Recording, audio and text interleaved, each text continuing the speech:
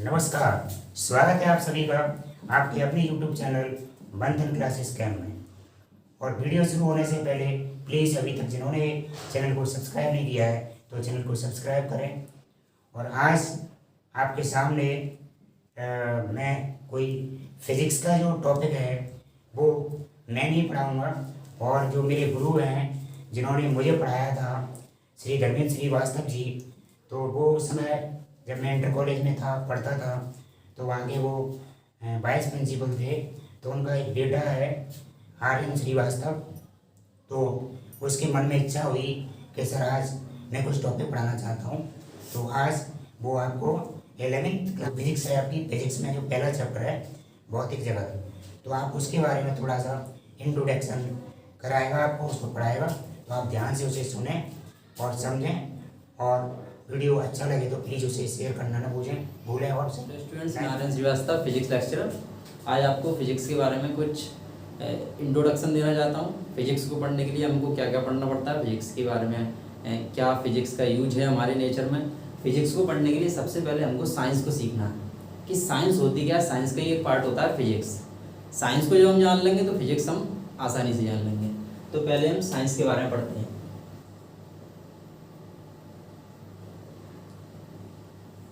Science को हिंदी में बोलते हैं विज्ञान।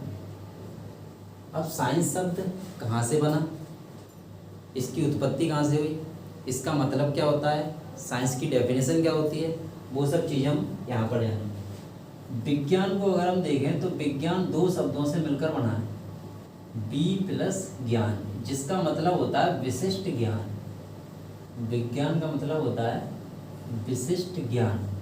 और जो साइंस शब्द है वो लैटिन भाषा है, एक लैटिन लैंग्वेज, लैटिन भाषा के साइंटिया शब्द से बना। लैटिन भाषा में साइंस को साइंटिया कहा जाता है, जिसका मतलब होता है टू नो, मतलब जानना, जिसका मतलब होता है टू नो। साइंटिया से ही साइंस बना है। और जो साइंस को हम विज्ञान पढ़ते हैं, विज्ञान शब्द संस्कृत का शब्द है।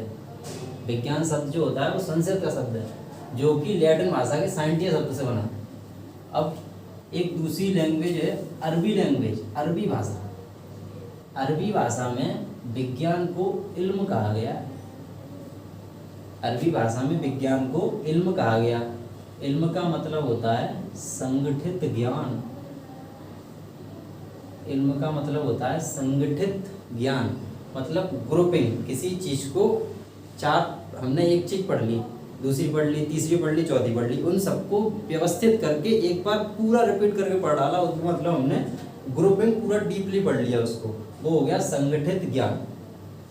अगर यहाँ से डेफिनेशन बनाए विज्ञान की, तो विज्ञान की डेफिनेशन क्या बनेगी, इसी से विज्ञान की डेफिनेशन बनाते हैं कि किसी भी टॉपिक, जो भी हम टॉपिक पढ़ रहे हैं उसके बारे में हमको संगठित ज्ञान होना चाहिए, उसके बारे में जाना हमको आना चाहिए कि हम क्या पढ़ा रहे हैं। पूरा विशिष्ट ज्ञान, एक डीपली नॉलेज होनी चाहिए किसी भी चीज़ का। अगर विज्ञान की डेफिनेशन लिखना है तो कैसे लिखेंगे, क्रमबद्ध, सुव्यवस्थित एवं संगठित ज्ञान ही विज्ञान है। सुव्यवस्थित, संगठित और क्रमबद्ध ज्ञान ही विज्ञान है। अब विज्ञान के कितने पार्ट होते हैं, तो साइंस के 3 पार्ट होते हैं। साइंस के 3 पार्ट। 3 पार्ट कौन से, तो पहला पार्ट होता है फिजिक्स, जिसको हम हिंदी में बोलते हैं भौतिक विज्ञान या भौतिकी। दूसरा पार्ट होता है केमिस्ट्री, केमिस्ट्री को हिंदी में बोलते हैं रसायन विज्ञान। और तीसरा पार्ट होता है बायोलॉजी, जिसको हम हिंदी में बोलते हैं जीव विज्ञान। बायोलॉजी के अंदर भी 2 पार्ट आते हैं, वनस्पति विज्ञान और जंतु विज्ञान, जूलॉजी और बॉटनी। लेकिन हम अभी इसके बारे में नहीं पढ़ेंगे, इसके बारे में पढ़ते हैं। फिजिक्स क्या होती है, अब फिजिक्स के बारे में पढ़ते हैं।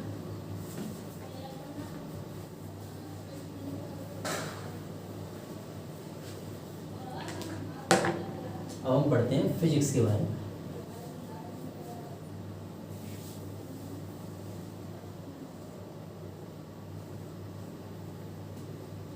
तो फिजिक्स जो शब्द है वो फिजिक्स शब्द ग्रीक लैंग्वेज के फ्यूसिस शब्द से बना है।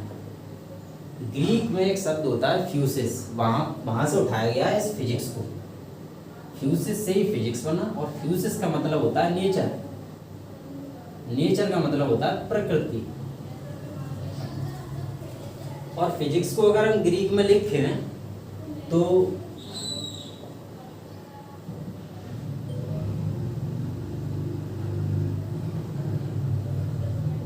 ये फिजिक्स लिखा हुआ है ग्रीक लैंग्वेज में, फाई न्यू सिग्मा ईटा, ये 4 शब्द हैं ग्रीक लैंग्वेज में। इसके बारे में बाद में बात करेंगे। इनका यूज इसमें होता है, सबका अलग अलग मतलब है, सबका अलग अलग नाम है। तो पहले हम फिजिक्स के बारे में पढ़ते हैं। फिजिक्स शब्द ग्रीक भाषा के फ्यूसिस शब्द से बना है। इस फ्यूसिस का मतलब होता है नेचर। नेचर मीन्स प्रकृति। अब फिजिक्स में एक आपने फॉर्मूला पढ़ा होगा, जब हम फिजिक्स की बुक वगैरह लेने जाते हैं तो फिजिक्स के जो बुक का फ्रंट पेज होता है उस पर ज़्यादातर किताबों पर फॉर्मूला लिखा रहता है E=mc²। ज़्यादातर किताबों पर ये फॉर्मूला लिखा रहता है। ये फॉर्मूला है क्या चीज़? इस फॉर्मूले को इन्वेंशन किया था अल्बर्ट आइंस्टीन ने। ये द्रव्यमान ऊर्जा समीकरण है, बहुत प्रसिद्ध समीकरण है। सापेक्षता का सिद्धांत दिया था E=mc²। यहाँ पर E जो होता है वो होती है एनर्जी मीन्स ऊर्जा, M होता है, ये होता है मास मीन्स द्रव्यमान, और C जो होती है वो होती है स्पीड ऑफ लाइट मीन्स प्रकाश की चाल। और ये कभी भी बदलती नहीं है। जो हम 9th क्लास में पढ़ेंगे, वही 10th में पढ़ेंगे, वही इंटर में पढ़ेंगे, वही PhD में पढ़ेंगे। ये कभी भी चेंज नहीं होती। प्रकाश की चाल कितनी होती है मैं आपको बताऊंगा। पहले E और M होता गया। यहाँ से फिजिक्स की डेफिनेशन कैसे बनेगी। तो E फॉर ऊर्जा मीन्स एनर्जी और M फॉर मास। तो अगर हम देखें तो पहले पढ़ने के लिए हमको एनर्जी के बारे में पता होना चाहिए और मास के बारे में पता होना चाहिए। एनर्जी क्या होती है और मास क्या होता है। तो मास क्या होता है? मास किस चीज़ का होता है? मास किसी वस्तु का होता है, किसी चीज़ का होता है जिसमें अगर वजन है तो वो उसका मास है, वो उसका द्रव्यमान है। मैं हूँ, मेरा कुछ ना कुछ मास होगा, 50 किलोग्राम 60 किलोग्राम, वो मेरा द्रव्यमान है। यदि किसी वस्तु में वजन है और वो वस्तु जगह घेरे तो हम कह सकते हैं कि वो वस्तु द्रव्य है। क्या वो वस्तु द्रव्य है? वो वस्तु मैटर है, द्रव्य है। और इसका अपोजिट ही एनर्जी होती है। जो वस्तु जगह ना घेरे और ना ही उसमें, ना तो जगह घेरे और ना उसमें मास हो, वजन हो, बिल्कुल भी ना हो वजन, उसको हम बोलते हैं एनर्जी। मास मैटर में क्या होता है? इसमें जगह घेरती है और द्रव्यमान होता है। एनर्जी में जगह नहीं घेरती और द्रव्यमान भी नहीं होता। जैसे कि ये कुर्सी, मेज, ये सब जगह घेरेंगे, द्रव्यमान होगा, वो एक मैटर है, द्रव्य है। एनर्जी जैसे कि हवा, जैसे कि सूर्य का प्रकाश, ना तो जगह घेरेंगी ना फिर इसमें कोई द्रव्यमान होगा। अब इसकी डेफिनेशन फिजिक्स की कैसे बनती है? इससे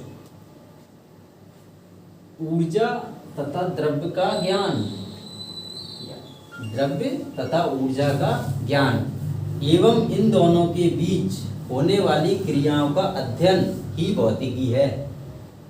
द्रव्य तथा ऊर्जा का ज्ञान एवं इन दोनों के बीच होने वाली क्रियाओं का अध्ययन ही भौतिकी है। Knowledge between energy and mass and it's inter reaction is called physics. अब यहाँ पर जो C लिखा हुआ है, C होता है प्रकाश की चाल। निर्वात में प्रकाश की चाल कितनी होती है? इसकी वैल्यू होती है 3 × 10⁸ मीटर पर सेकेंड। ये प्रकाश की चाल होती है जो कि चेंज नहीं होती। कभी कभी देखा होगा कि पहले जब बिजली कड़कती है तो पहले हमको रोशनी दिखाई देती है, बाद में आवाज़ सुनाई देती है।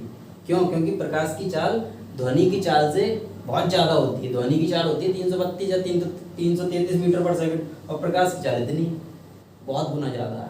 इसलिए पहले हमको रोशनी दिखाई देती है, उसके बाद आवाज़ सुनाई देती है।